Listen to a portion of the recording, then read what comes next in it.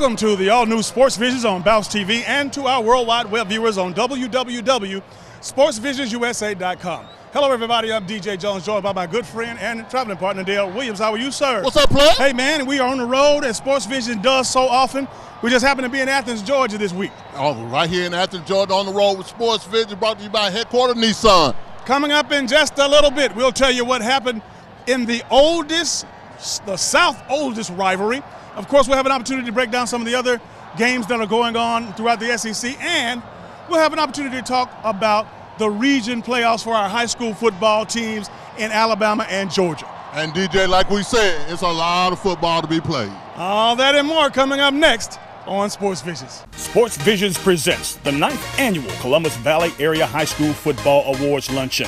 11:30 a.m. at the St. Luke Ministry Center in Columbus, Georgia. The awards luncheon ceremony will acknowledge 25 of the area's top high school football head coaches, along with each of their best offensive and defensive players. The ceremony will be highlighted by the selection of the Valley area's best academic, offensive, defensive, special teams, coach, and middle school player of the year, as well as several community service awards. The guest speaker for this year's awards ceremony will be the University of Georgia Bulldogs head coach, Kirby Smart. For more information, contact DJ Jones at 706-681-1136 or Dale Williams at 706-681-5192.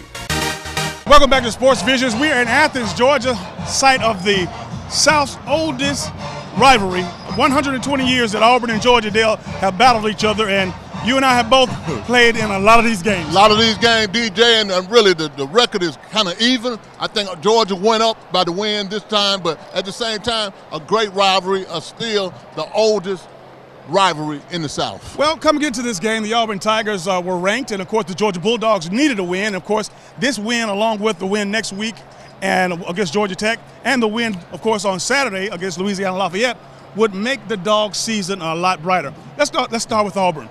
The Dogs came into the game, obviously. I felt it when we walked in the stadium, Dale. I felt a certain type of way. And, lo and behold, the Bulldogs played a tough game and came out on top. If you know anything about the history and the rivalry of Georgia and Auburn, Georgia usually wins when they don't supposed to win. Auburn comes in here ranked number 9. I think really they've been able to read too many press clippings, DJ, and I think they were looking ahead for Alabama. So, now they can get ready for Alabama, but at the same time, DJ, Georgia played a great game defensively. Offensively, they did what they had to do. Left a couple of opportunities on the field, DJ, but they played good enough to win. Coming into this game, I think Georgia was blessed from the gods because they're Auburn's best running back, Cameron Petway. Of course, he has been sensational for the last 5-6 weeks. He's captured the nation's imagination with his rushing statistics, one of the top rushers in all of the country. He pulled a hamstring on last week coming into the game and was not in his uniform, came in street clothes. Well, DJ, that was a big piece right there, but at the same time, it seemed like Auburn was running the ball very well in the first half, and then they abandoned the run in the second half. I think Sean Smith played a very vanilla game. They didn't make any big plays on offense, and really I think they just didn't help. He didn't have the help that he's been getting while he's been on the roll. Absolutely. Big shout out to, of course, Maurice Smith, the outstanding defensive back who came over from Alabama and made the big pick 6 early on, got Georgia motivated, got them doing their thing, and off to a great start. But, Marcus Smith did a great job playing on defense, scoring on the pick 6, but at the same time, DJ, I think really Georgia made some adjustments at halftime, and they were able to get the right personnel on the field because I think they were getting stuck with a dime package on the field, and they were still running the ball. And I think really they made adjustments at halftime to really cut down and stop Auburn. On the offensive side, Georgia had some great running plays, great rushing game, but they had some great throws by the quarterback. Of course, Jacob Eason, he just does not. He doesn't shock me anymore because he's just that good. He made some professional throws with touch. He made some throws down the field. Didn't get a few calls, but all in all, a nice performance. Nice performance by Jason Eason. He's growing game by game, DJ. The offense helped him out and made some big plays. The Isaiah McKenzie catch in the fourth quarter, that was a big play, DJ. And really, Georgia missed some calls in the game, but at the same time, made it a close game. They did what they had to do running the ball. Now coming up, Georgia has to do what they hadn't been able to do all season long. They got to beat the teams that they're supposed to beat. Louisiana Lafayette is coming in, and if Georgia doesn't have any room to pump the brakes, they need to keep this momentum going from this Auburn game, steamroll Louisiana Lafayette, and of course finish on a positive note against Tech the following week. They got to win out, DJ. Anything less than winning out, this has been the season has not been a success. And really, it's a lot of things that could have happened, but really they can salvage a good year by winning out, and I think they will. As far as Auburn is concerned, they're going to be playing Alabama A&M. I know that they're going to be licking their wounds, trying to get back to where they need to be because they got a lot of players, a key player in particular, running back Cameron Petway. They got to get him ready and in full speed if they can for Alabama. So they can't overlook Alabama A&M, but they definitely need to rest some people if they can. Well, this game, with Auburn losing this game, it makes them just that much dangerous, the Alabama game. And yeah, you always want to respect your opponent. The A&M game is going to be a game where they can work on some things that they didn't do this game. I think they kind of hid some things and then use everything that they had against Georgia. And we always say, you got to win the one that you're in, DJ, and whatever you got to put on the table, then you got to put it on the table. But at the same time, they'll have a whole different ball game, a game plan, really, against Alabama. Now let's talk a little bit about number one, the University of Alabama. They just steamrolled Mississippi State. I know a lot of people thought that, Mississippi State, over the past few years, they've come up and played Alabama tough. But you know what? No slack in their game. Nick Saban and the Tide rolled. They rolled, man. Again, beat Mississippi State handily. They're the number one team in the land, DJ. Anybody doubts that, I don't know what TV they've been watching, but Alabama is definitely the number one team in the country, and I think really they're just trying to get better and better one game at a time. They play Chattanooga this week, but at the same time, DJ, they're looking behind their rearview mirrors too. They know Auburn is waiting on them and been wanting them, so it's going to be an interesting thing, but really, DJ, with Alabama, this really is big. You can't lose in November, man. Absolutely, absolutely. Now, last but not least, Paul Johnson and his Yellow Jackets, man, they're finishing on a good note. Went up and took care of business against a very good Virginia Tech football team. And I know that Paul Johnson wants to finish the season strong, even though his quarterback is banged up. But, even though the quarterback is banged up, he's going to be able to, I think, get well a little bit, but the Virginia Cavaliers are a good team. This is a conference game for Georgia Tech. They cannot stand to lose a game right now. Then they can get ready for Georgia. But these games right here are big for Georgia Tech. Absolutely. And again, Virginia is the next on slate for Georgia Tech. And then the big game back here in Athens. And I tell you what, I believe that game is November the 26th, right around Thanksgiving. And again, that's the one that we have always looked forward to around Thanksgiving, playing Tech and winning the state championship. We got to win the state championship. And, really you just want one game at a time. But at the same time, this Georgia and Georgia Tech game is going to be a big-time game for a lot of things. All right, let's take a look at our Chick-fil-A Picks of the Week. Alabama will host Chattanooga over at Bryant-Denny Stadium. Auburn against Alabama A&M over at Jordan-Hare. Georgia against Louisiana Lafayette at Sanford Stadium. Georgia Tech against Virginia at Bobby Dodd Stadium. Louisville against Houston. Florida against LSU at Tiger Stadium in Baton Rouge, Louisiana. Ohio State against Michigan State in Spartan Stadium. And live from California, the UCLA Bruins against the USC Trojans at the Rose Bowl. Don't forget to stop by Bradley Park's Chick-fil-A and pick up your Chick-fil-A Picks of the Week form. Now let's take a look at our Black College scores and schedule for this week. Okay.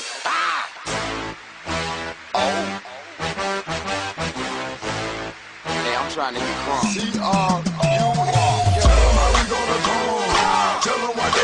It's time to save during the Nissan Year of the Truck and SUV event at Headquarter Nissan. Now, save $4,500 on new Rogue. Save $10,000 on all remaining 2016 Nissan Titan XDs. And get America's best truck warranty. Take on any job with Nissan trucks and SUVs from Headquarter Nissan. Yes, Columbus is a Nissan town. Now it's going to be a Titan town. $10,000 off 2016 Titans. When I decided to write a ton of world-famous music after I'd lost my hearing, people thought I was crazy. Just like the other day when I wanted chicken for breakfast. People thought I was crazy again. How'd everything play out? Let me tell you about it.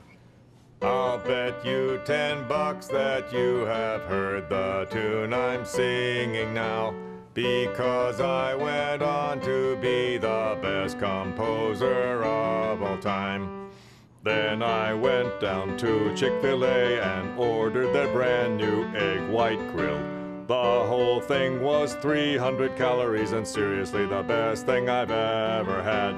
So to recap, I'm the best composer ever in the entire world. And Chick-fil-A's new egg white grill is really, really, really, really, really, really good. Chicken for breakfast. It's not as crazy as you'd think.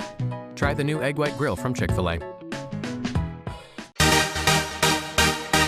Welcome back to Sports Visions. It's now time for our Atlanta Falcons report. And Dale, after a long training camp and several weeks of competitive football, the Falcons finally get a break. They get a break, DJ, and they this past week they played tired. You could tell they were struggling to get off. Their chemistry wasn't what it usually been. They didn't play good on defense, and they were kind of slow paced. But I think really this week is going to have, being off this week is going to help the Atlanta Falcons down the stretch. And when you really think about it, these guys hadn't had a week off since training camp, and we're talking we're into 10 weeks into the season. They're 6-4. Could have very easily won several of those games, but you know what? I think that this week to get Trufant back, of course, we need him on the back half in the secondary, and of course Tevin Coleman to get that dynamic duo going once again that started out so spectacular early in the season.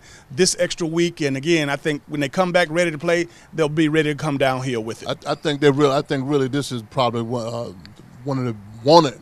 They want this week to rest, get ready, get back on track. I think really offensively, if you were just putting out a report card or a midterm grade, offensively they've done well. They've done great. One of the top offenses in the NFL. Defensively, I think they got to make some changes. They got to do a little bit more attacking, and we talked about that over and over again. They just don't attack, they choose to defend, and I think they got the playmakers, because all those rookies, DJ, they're not rookies anymore. Tell you what scared me is that the Eagles ran at will. That Ryan Davis had just a tremendous day. I know he ran like he was shot out of a shotgun. He was gashing them 10, 12 yards per carry, and that scared me, because knowing that these guys were tired, meaning the Falcons were tired, that brought me back home. I said, well, again, they're playing because they hadn't been doing that all year. That's right. Really, their defensive line, that was one of their strong points, yes. I thought, of the whole defense. But they did not play well against the Eagles, DJ. And like you said, you could chalk it up to being tired, leg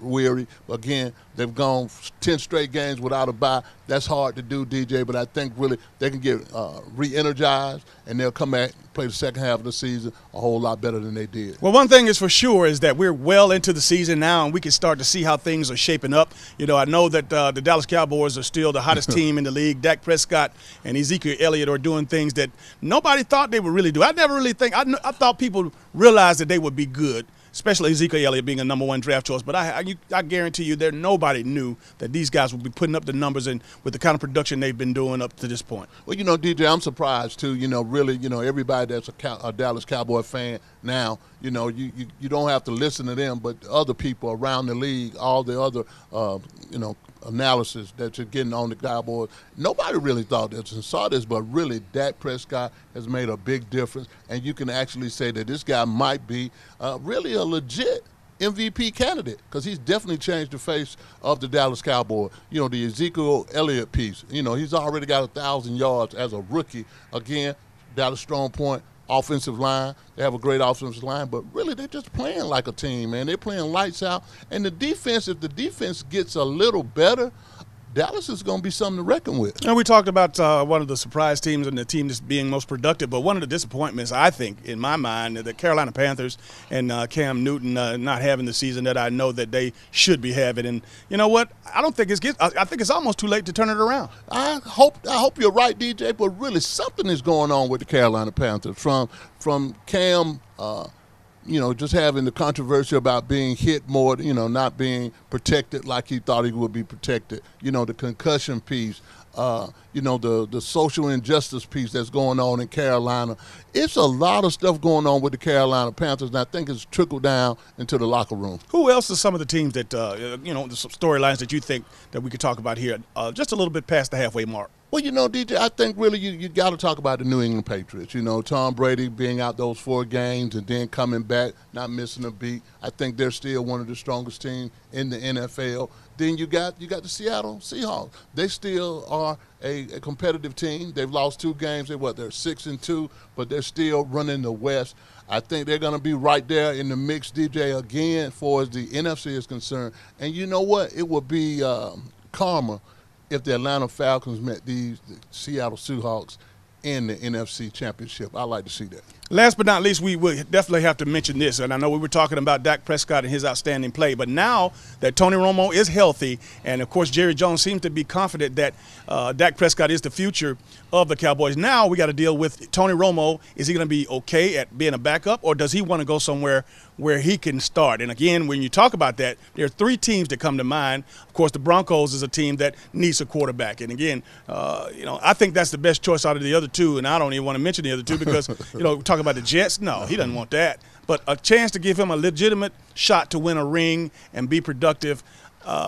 Romo, I can see Romo in Denver. I could see that happening, DJ, because really one of the biggest things about it, you know, again, Denver needs a quarterback. You know, they got a lot of injuries on the defensive side of the ball, but that would be a good feel for Tony Romo. And at the same time, you know, Jerry Jones, you know, a class guy that he is, he don't want to throw the baby out with the bathwater, but he doesn't want to stop something that's rolling so good. I mean, he don't want to bench Dak Prescott, you know, and put Tony Romo back in the lineup. And then, again, I think as a businessman, if he can get the draft choices, DJ, for Tony Romo, I think he's going to pull the trigger, player. Absolutely. All right, let's go ahead and take a look at our Crown Royal Picks of the Week. All right, this week, Crown Royal Picks of the Week, we have the Panthers going to Mercedes-Benz Stadium to play the Saints. We got the Baltimore Ravens traveling to the AT&T Stadium in Dallas, Texas. We got the Bills against the Bengals. We got the Tampa Bay Buccaneers against the Kansas City Chiefs in Arrowhead. The Seahawks against the Eagles.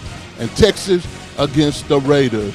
Don't forget to email all your picks to Dale Williams at sportsvisionsusa.com by 12 o'clock on Sunday.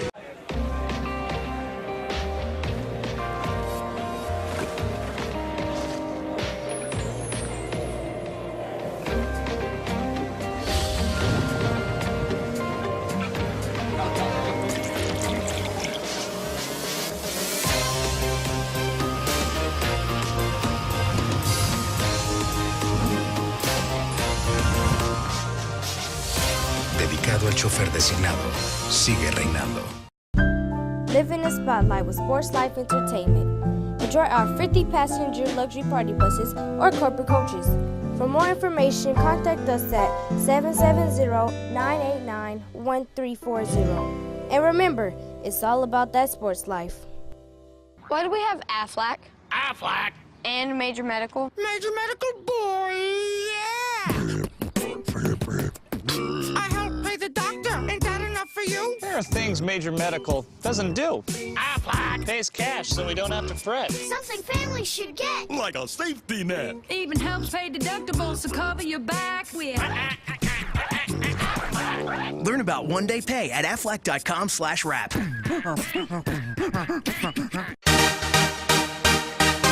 Welcome back to Sports Visions. The Hawks Report is what we are going to be doing right now, and the Hawks are on fire, Dale. They won 4 in a row this past week, 8-2 on top of the division, and just all around, just looking like just a team that's already in midseason form. You know, DJ, they seem like they haven't missed a beat. Mm-hmm. You know, and really they've gotten better with the Dwight Howard addition, but at the same time, DJ, when you're throwing 9-10 guys at them, they playing good defense.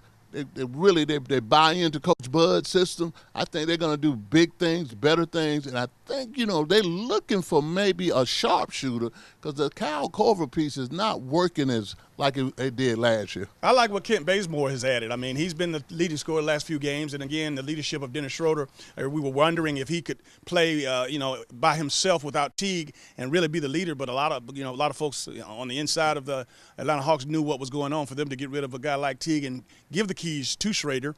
I just think that that's an excellent move. And like you mentioned, Dwight Howard, again, it seems as if he's very comfortable and he's in this team environment and it's working. It's working, man. And really, you know, when he started complimenting the coach and how the coach handles him, you're hearing all these things. He's humble. He seemed to be at peace being with Atlanta. He doesn't have to have all the fanfare that he had out at Houston and everywhere else he's gone. It seemed like he's just settling down. He's glad to be home. And really, they got great chemistry. And one thing he's changed the dynamic on defense, DJ, you only get one shot. That's right. And he's getting rebounds, and he leads the NBA basically with double-doubles. You know, that 10, he's good with that. You know, if he doesn't score 25 points, he's good with that. So that really adds to the chemistry of the team. I tell you what, another factor that we are totally overlooking and flies way under the radar is the fact that we have an NBA All-Star in Paul Millsaps, who you very rarely hear much talk about. You look at the scoring box, you see he'll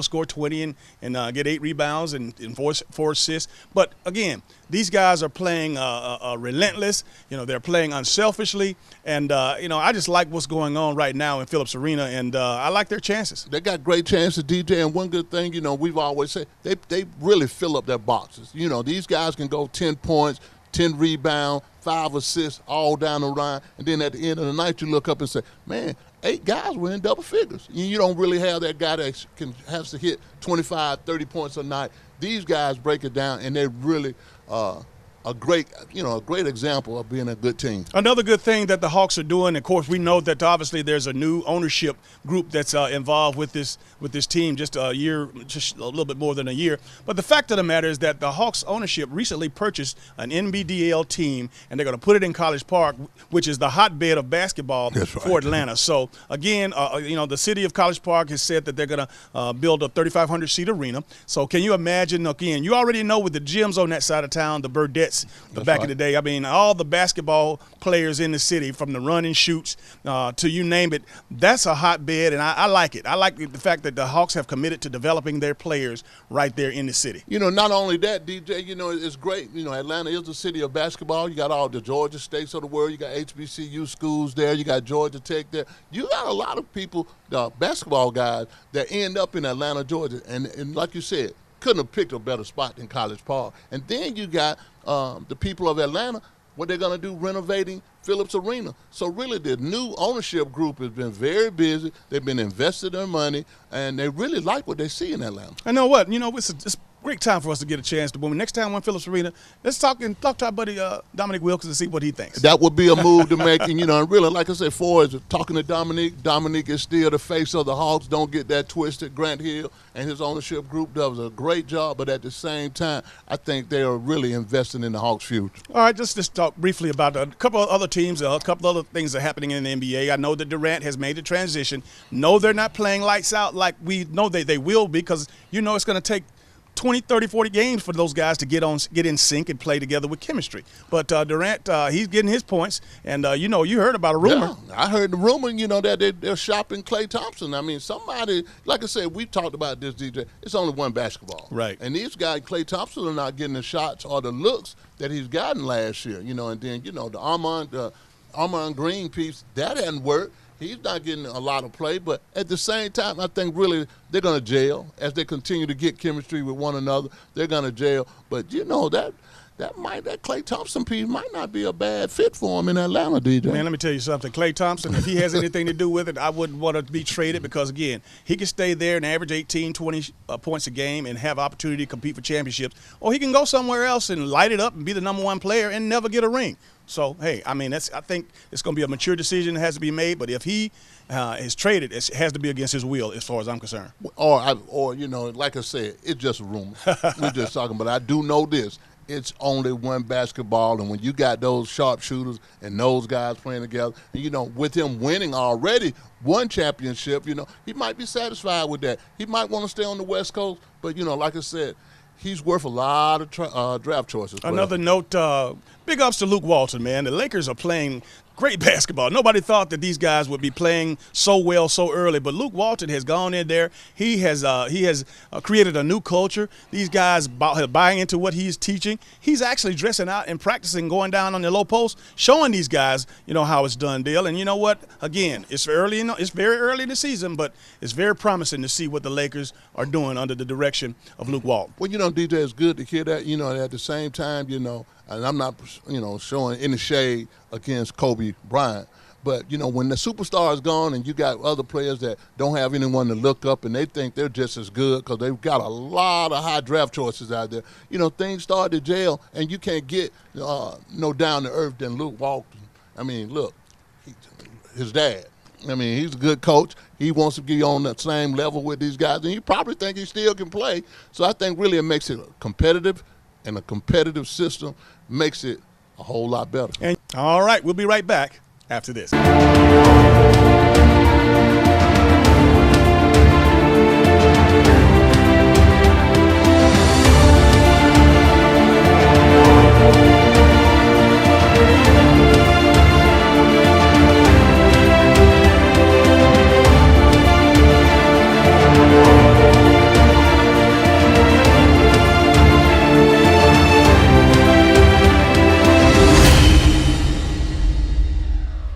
And welcome back to today's final segment of Sports Visions. And Dale, it's always great to go back to Athens, and it's even better when you're going back with one of the oldest rivalries. You and I played in those games against Auburn, man. But I tell you what, Sanford Stadium was rocking. It was rocking, DJ, and really at the same time, everybody knew how important in Athens this game was, and that really no one was worried about this game. Not being cocky or arrogant, DJ. The fans, they were like, hey, we playing Auburn. We don't care what the record is when we play Auburn. We always play Auburn well, and I think Kirby did a great job of coaching, especially him and Mel Tucker, on the defensive side of the ball. They did a real good job. Great to see the top dogs there, couple of former Bulldogs, Champ Bailey and Hines Ward. Those guys still look great. Look great, man. Look like they can play a couple of down players. All right, I'll tell you what, we'd be remiss if we didn't talk about our Columbus Valley Area High School Football Awards luncheon coming up in just a couple of weeks. Thursday, December the 8th at the St. Luke Ministry Center. Of course, Kirby Smart's going to be coming in here, Dale, and I tell you what, I was glad that Kirby got the victory because, again, all the Bulldogs in the Chattahoochee Valley are in a good mood, and you know what? Definitely want to come out and hear what Kirby's going to do to take the Dogs to the next level. I think that energized the whole Bulldog base here in the Chattahoochee Valley area, that win, that victory, but at the same time, DJ, people are coming just to support the kids that we always do. We got great coaches that are going to be there, great opportunity for Kirby to even see some of the top talent in this area.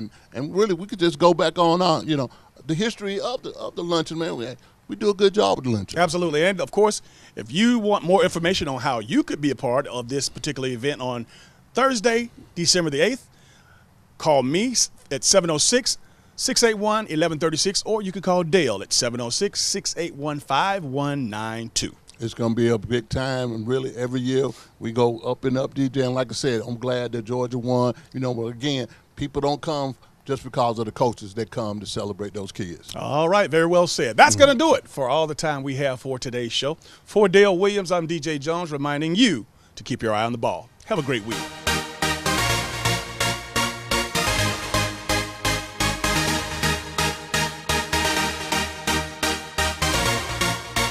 Matthew 6:33, seek ye first the kingdom of God and his righteousness, and all these things will be added unto you.